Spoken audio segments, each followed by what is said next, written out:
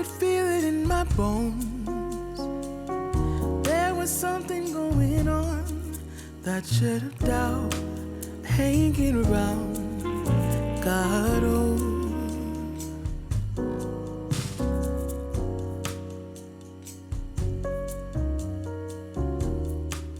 Olá, eu sou o Hugo Filipe Nunes e este é o meu podcast Silêncio no Armário. Podem ouvi-lo em silencionoarmario.pt, onde encontram os links para as diferentes plataformas. Sigam também o canal do podcast no YouTube.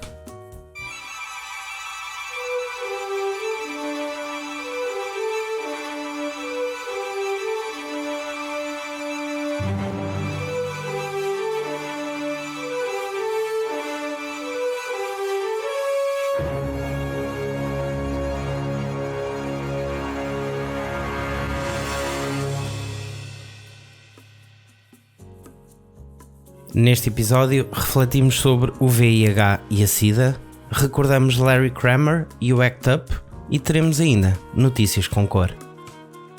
Morreu no dia 27 de maio com 84 anos o escritor e ativista pelos direitos LGBT Larry Kramer, que encabeçou, nas décadas de 80 e 90, a resposta à emergente crise do VIH-Sida nos Estados Unidos.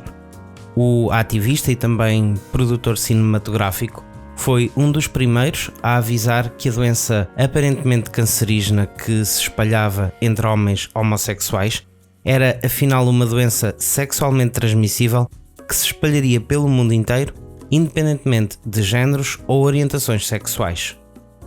Kramer teve uma vida preenchida de ativismos e de luta. Em 1981, fundou a Gay Men's Health Crisis, que foi a primeira associação para pessoas infectadas com VIH. Esta organização funcionava como uma espécie de linha de apoio para os primeiros infectados nos Estados Unidos. Um ano depois, foi expulso desta associação devido aos seus temperamentos agressivos. Susan Sontag descrevia-o como uma das pessoas problemáticas mais valiosas da América. Anos depois, Kramer funda o ACT UP, AIDS Coalition to Unleash Power, ou em português, a coligação da SIDA para soltar o poder, com manifestações de rua em que pediam que a investigação para descobrir um tratamento para a SIDA fosse acelerada e também o fim da discriminação contra a comunidade LGBTQIA+. Falei-vos no episódio anterior do podcast sobre a segunda temporada da série Pose, onde são retratadas reuniões e ações de rua deste grupo ACT UP, nomeadamente contra os bloqueios na educação sexual, com a Igreja a mostrar-se contra a utilização de preservativos numa altura em que a disseminação do VIH era uma forte preocupação em toda a comunidade. Encontrei por estes dias, numas reorganizações aqui em casa, um livro de 2002 do Ministério da Saúde e da Comissão Nacional de Luta contra a SIDA. Entre quase 20 testemunhos, são vários os momentos em que paramos para pensar como é realmente fácil nós, como humanos, fazermos escolhas ou tomarmos decisões erradamente, ainda que mais ou menos conscientes das implicações que essas escolhas têm para nós. Desde o consumo de drogas com seringas partilhadas aos comportamentos sexuais de risco, hetero e homossexuais contam-nos como a sua vida mudou com a infecção pelo VIH. Ironicamente, este livro foi-me dado, ou terá sido emprestado, por uma amiga enfermeira quando me assumi. Na altura, li-o de uma ponta à outra, e mesmo assim, desde essa altura, houve momentos em que não fui muito ponderado, em que não me protegi da melhor ou das formas que devia e podia. Tive sorte. E resume-se a isto mesmo. Tive sorte. Hoje faço testes com alguma regularidade, mas tenho cada vez mais certezas que gosto de viver e da importância de ter relações sexuais protegidas.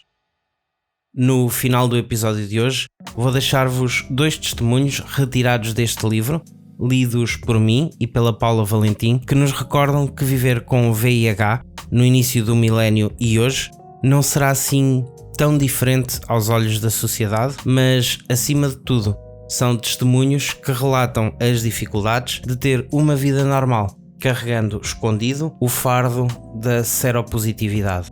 Se estás ou conheces alguém que possa estar com problemas relacionados com o VIH-Sida, se pretendes fazer o despiste e não sabes onde, conta com a linha SOS SIDA da Liga Portuguesa contra a SIDA através do 800 20 10 40.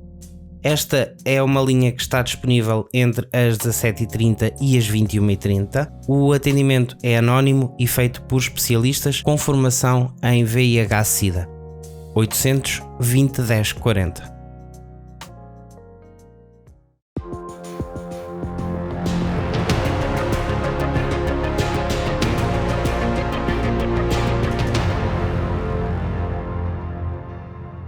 No Notícias com Cor de hoje, o primeiro protagonista gay da Disney e o coming out de um cineasta indiano. Esta e outras notícias estão disponíveis no website do podcast em silencionoarmario.pt. Visitem, partilhem as notícias e não se esqueçam de deixar o vosso like nas redes sociais. Estamos no Facebook, Twitter e Instagram. Out é como se chama a nova curta-metragem produzida pela Pixar, que nos vai contar a história de Greg, um rapaz que vai morar com o namorado, mas antes precisa de sair do armário para a família. Com esta nova produção, Greg torna-se o primeiro protagonista gay das animações da Disney. Aparentemente, durante a trama, Greg vai receber uma visita inesperada dos pais e precisa de manter em segredo o seu relacionamento. Para tal, ele conta com a ajuda do seu cão, Jim, que parece ser bem esperto para aquilo que é um animal de estimação comum. Nesta preparação para receber os pais, Greg perceberá que talvez não tenha nada para esconder. Esta curta estreou no Disney Plus, o serviço de streaming da Disney, em 22 de maio. O cineasta de Bollywood Apurva Azrani saiu do armário através de uma publicação no Twitter. Mostra-nos que o seu marido é afinal o rapaz que ele dizia ser seu primo há 13 anos. Na sua filmografia, Apurva acumula prémios em várias obras, das quais destaco Made in Heaven, que passou na TV indiana e que foi muito elogiado pela maneira como abordou a história de um protagonista gay. Nas redes sociais, o cineasta afirmou: "Por 13 anos fingimos que éramos primos para poder alugar uma casa juntos. Avisaram-nos: mantenham as cortinas fechadas para que os vizinhos não saibam o que vocês são. Recentemente, comprámos a nossa própria casa. Agora, voluntariamente, dizemos aos vizinhos que somos maridos. É hora de normalizarmos as famílias LGBT." Depois de registadas as principais notícias da semana e, como prometido, deixo-vos agora 2 testemunhos retirados do livro com o mesmo título, escritos por pessoas reais, ainda que com nomes fictícios. Deixem-se levar, ponham-se na pele e no lugar destas pessoas. Só assim, com empatia, conseguiremos construir um mundo melhor.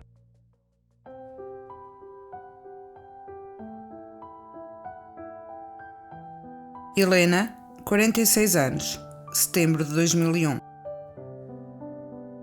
Toda a minha vida estive rodeada de gente, todos me procuravam, enquanto fui uma mulher cheia de vida. A vida dá muitas voltas, por vezes estamos na crista da onda, outras não somos mais que um grão de areia. É assim que eu sinto a minha vida. Passei a minha infância em África, cheia de mimos e carinho. Era uma menina de bem, como se costuma dizer. Tinha uma vida de princesinha. A vida em África era muito diferente, as pessoas eram mais unidas, mais solidárias. Lembro-me que aos fins de semana fazíamos imensos quilómetros só para estar com os amigos. Penso que este espírito contribuiu muito para a minha maneira de ser. Apesar de estar habituada a tudo de bom e do melhor, convivia muito com meninos mais pobres, normalmente filhos de empregados. O facto de saber que eles não tinham as mesmas regalias que eu deixava-me um pouco revoltada. Por isso, desde muito cedo, tive uma tendência para causas humanitárias. Sempre foi o que gostei de fazer, trabalhar com crianças, jovens, idosos e deficientes. Nessa altura, a minha preocupação era precisamente essa, ajudar pessoas que tinham dificuldades, além de tirar o meu curso. A guerra fez com que saíssemos de África sem nada, como tanta gente. Foi um período de forte instabilidade, havia problemas a vários níveis, inclusive o reconhecimento dos diplomas. Mas o gosto por aquilo que fazia fez com que ultrapassasse todas as dificuldades e continuasse o meu caminho. Onde houvesse um palco, de uma forma ou de outra eu estava lá, a compor letras, a ensaiar as crianças ou a encenar. Encarava o meu trabalho com bastante seriedade, pelo que vivia muito para os outros e para o que fazia. O ensino, a animação, as colónias de férias, os espetáculos. Trabalhar nestas áreas é sinónimo de entrega total. Há sempre pormenores para tratar e para nos preocuparmos. O ambiente de trabalho era muito jovial. Eu coordenava muitos jovens, às vezes até fazia o papel de confidente. É engraçado, estava sempre a dizer-lhes: tenham cuidado, não façam nada de que se arrependam. Previnam-se e olhem que não é só da gravidez. Eu nunca fui mãe, mas sentia-me um bocadinho responsável e por isso tentava protegê-los. O meu trabalho sempre me preencheu tanto que não tinha necessidade de mais nada. Por esta razão, só me senti disponível para partilhar a minha vida com alguém já muito tarde, e mesmo assim, quando ia para casa, ia a pensar nos casos com que me deparava no meu dia-a-dia, as dificuldades das crianças, dos velhinhos. Lembro-me que o meu companheiro me dizia muitas vezes: tens é de pensar em nós e em mim. Quando ele adoeceu, foi muito complicado gerir tudo. Não sei como é que tive força para, sozinha e a trabalhar, tomar conta dele, pois progressivamente foi se tornando muito dependente de mim. Corremos os médicos todos, mas ninguém dizia nada em concreto. Ele andava sempre com febre, deixou de comer, emagreceu muito, já não saía da cama, perdeu a memória. Os médicos chegaram a supor que pudesse ser Alzheimer, mas não, tratava-se de um tumor cerebral. Além disso, detectaram que ele era seropositivo, o que complicava toda a situação. O médico conhecia-o bem, por isso estranhou a sua seropositividade. Consequentemente, o meu resultado também foi positivo. Quando soube, a primeira reação foi péssima, só pensava: o que é que eu estou aqui a fazer? Nem sequer tenho família. Tanto os meus pais como o meu irmão já tinham falecido. Falei com a família do meu companheiro. Disseram que me iriam dar todo o apoio, mas não passaram de palavras, porque nunca tiveram qualquer gesto de solidariedade para comigo. Eu só pensava: como é que isto aconteceu? Nunca fui pessoa de ter qualquer vício, ter vários namorados, nem sequer pensava nisso. Eu tive um único parceiro na minha vida, um único. Foi duro, muito duro. Depois via-o a ele e pensava: se isto lhe está a acontecer, também me vai acontecer a mim. Uma das pessoas com quem acabei por desabafar foi com um médico do trabalho, que me deu alguma coragem. Com a morte do meu companheiro, fiquei sem nada. Eu não era casada, só vivíamos juntos e por isso não tive direito à pensão. Fiquei sem posses nenhumas. Por este motivo, e apesar de só terem passado 10 dias após o falecimento do João quando recebi uma proposta de trabalho, não hesitei e agarrei-me a essa oportunidade. Trabalhei 8 meses sem parar. Quando o contrato terminou, liguei à minha diretora a perguntar quando é que eu ia renovar. A resposta do outro lado foi simplesmente: tenho muita pena, mas não te posso aceitar. Tinham-lhe contado. Fiquei destroçada, só pensava. Desabafei com um médico pensando que se tratava de um amigo. E ele acabou por lhe contar tudo. A partir daí, não me restava outra hipótese senão ter que contactar com outros amigos. Mas as notícias são como um rastilho. E senti que, apesar de muitas promessas feitas, nunca ninguém me abriu uma porta. A única alternativa que tive foi aceitar um emprego como ama de companhia de 2 senhoras idosas, onde estou há 6 meses. Às vezes, na rua, vêm ter comigo e perguntam porque é que eu deixei de trabalhar quando gostava tanto daquilo que fazia. A minha resposta é sempre a mesma: a minha vida agora é outra. O que é que eu hei de dizer? Que fui discriminada? Que houve pessoas que, quando souberam do meu estado e apesar de terem trabalhado comigo durante anos, me puseram à margem? É por isso que eu evito até sair. A discriminação vem de todo o lado, até do pessoal médico. Já me aconteceu estarem enfermeiras a fazerem-me o tratamento e ao mesmo tempo a comentar: achas que é prostituta? Não tem aspecto, dizia outra. Se calhar enganava o marido, devia ter um amante. E desatarem-se a rir. Senti tanta raiva, só me apetecia dar-lhes uma lição de moral, mas contive-me e apenas disse: aconteceu comigo, pode acontecer convosco. Daquilo que eu ouço na televisão, do que leio nos jornais, o mundo continua muito fechado. Não se é sincero com os outros, há uma enorme falsidade, não há humanidade. Dizem que sim, mas na realidade não há. Agora que estou a passar por esta situação, as pessoas dizem que querem ajudar, mas é tudo muito fictício. Eu também trabalhei neste meio, tive experiência disso. Uma pessoa que é humana, que realmente quer ajudar o próximo, não faz show-off, não se usa disso para outros fins. Hoje, não passo de uma mulher de 46 anos que cuida de 2 senhoras idosas. A minha vida está apagada, bem diferente daquilo que era. Saio muito pouco e quando o faço, normalmente é para tratar de algum assunto das senhoras. Até porque tenho medo de falar com as pessoas, que elas se apercebam de alguma coisa. Já passei por tanta coisa que acabei por ganhar medo. Sinto que 50% da minha vida não corresponde à verdade. Tenho que estar sempre a esconder o que sinto. A vida não me deu outra hipótese. Perdi os amigos, perdi tudo. Cheguei à conclusão que ninguém é insubstituível. Toda a minha vida estive rodeada de gente. Todos me procuravam, enquanto fui uma mulher cheia de vida. Quando a coisa quebrou, tudo e todos se afastaram. Penso nisso muitas vezes, mas também não estou arrependida, porque tudo aquilo que fiz, fiz-lo com muito gosto.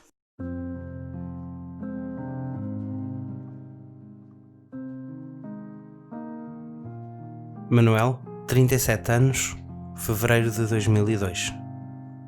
Viver com VIH é sinónimo de ter que crescer. Podia ter evitado, a diferença está aí. Deveu-se a uma atitude minha, dependeu de mim. Isso é o que me custa. Sempre fui extremamente cuidadoso nas relações sexuais. Protegi-me sempre, sobretudo em encontros ocasionais. Quando sentia que a relação estava a tornar-se mais séria, fazia o teste e pedia a outra pessoa para o fazer também. Mas há cerca de 5 anos, tive uma relação na qual fui totalmente inconsciente. Andei com o Pedro durante 2 anos. Os primeiros encontros que tivemos fizeram-nos sentir que tudo se encaminhava para uma relação mais séria. E por isso, decidimos fazer o teste ao VIH. Fiz a análise e 15 dias depois apresentei o meu resultado, mas ele não apresentou o dele. O Pedro era muito jovem, aparentava ser uma pessoa saudável e por isso eu tinha confiança nele. Eu sei que é uma estupidez pensar que as pessoas inspiram confiança. Eu também julgo que não inspiro desconfiança a ninguém e, no entanto, sou seropositivo. Mas o que é certo é que, pelo facto de eu confiar nele, deixei de usar preservativo. O tempo foi passando e nada de resultados. Comecei a desconfiar de que havia qualquer coisa de errado. Passado 2 meses, e de tanto o pressionar, ele acabou por confessar que tinha feito a análise e que tinha sido positiva.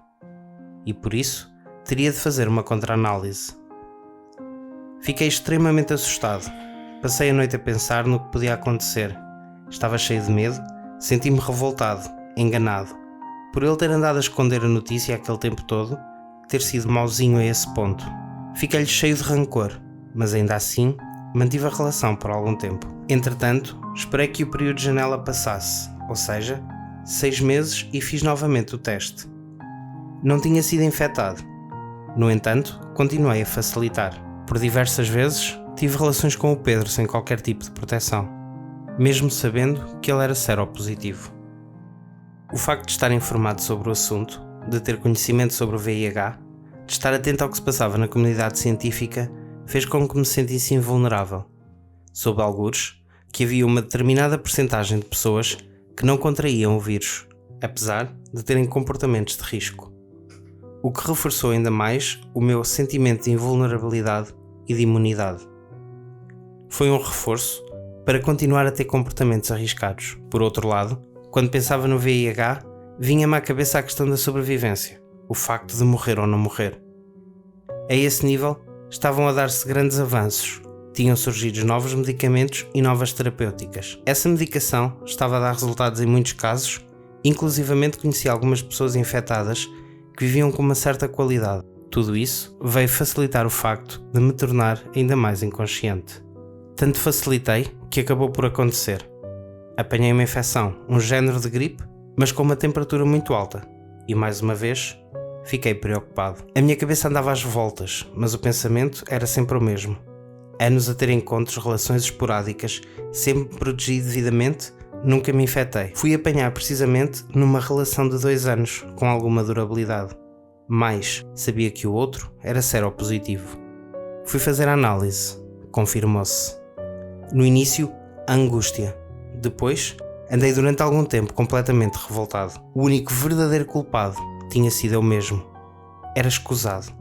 Completamente escusado. Hoje concluo. A informação não é tudo. O vírus transmite-se através de comportamento sexual e neste estão implicados inúmeros fatores, a maioria de base emocional. A sexualidade é por vezes difícil de gerir. Eu conheço pessoas que são completamente quadradas mas que se protegem. E conheço outras, por mais bem informadas que estejam, têm constantemente comportamentos de risco.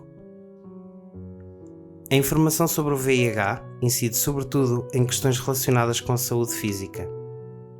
A SIDA é uma doença incurável, é um facto, mas lá se vai conseguindo sobreviver, melhor ou pior. Vejo por amigos meus, alguns estiveram extremamente mal e hoje em dia estão muito bem. Tenho uma perspectiva de vida, julgo que relativamente normal. O que verdadeiramente me preocupa são as limitações a nível social. Alerta-se pouco para este tipo de consequências.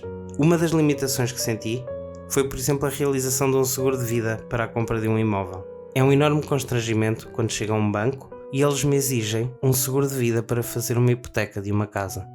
De momento estou a tentar comprar uma casa, mas é desagradável ter que omitir determinados factos para fazer o seguro.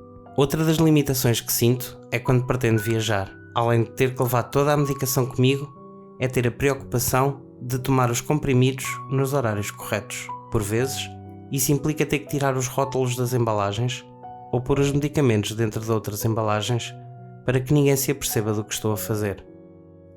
É muito difícil viver com o VIH e tentar um novo relacionamento. A partir do momento que soube que era seropositivo, ocorre-me menos vezes a ideia de ter uma relação séria e durável. Em primeiro lugar, é sempre constrangedor ter que dizer à outra pessoa que se é seropositivo, porque se tem medo da reação do outro que não nos aceite.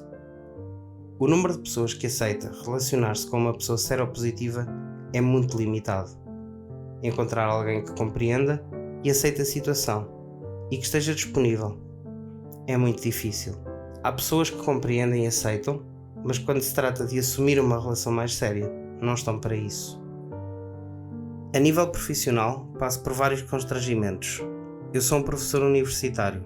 Preocupo-me que os meus colegas ou superiores venham a saber, porque acho que iam ter uma atitude de rejeição para comigo. Provavelmente, teria que mudar de escola. Por outro lado, ao nível da progressão da carreira, tive que abandonar alguns projetos, os quais gostava de ter concretizado. Um deles foi o doutoramento em África. Como estava numa fase em que não podia estar muito tempo sem tomar medicação, e como em África é muito difícil arranjar os medicamentos, não tive outra hipótese senão desistir. Tive outras oportunidades excelentes, mas por uma razão ou por outra, não fui em frente. Se não fosse esta situação, não tinha qualquer problema em avançar, em ser aventureiro. Assim, penso 4 vezes antes de tomar qualquer decisão. Viver com VIH é sinónimo de ter que crescer muito e crescer custa. É doloroso. Mas, como em tudo, há o reverso da medalha. A experiência fez com que eu tomasse consciência de mim e do mundo em que vivemos. No fundo, acho que amadureci.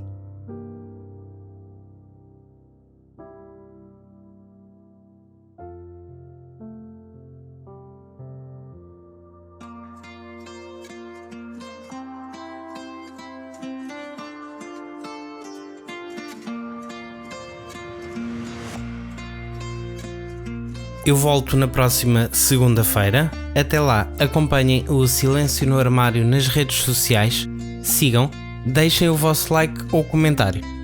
É tudo por hoje, até já!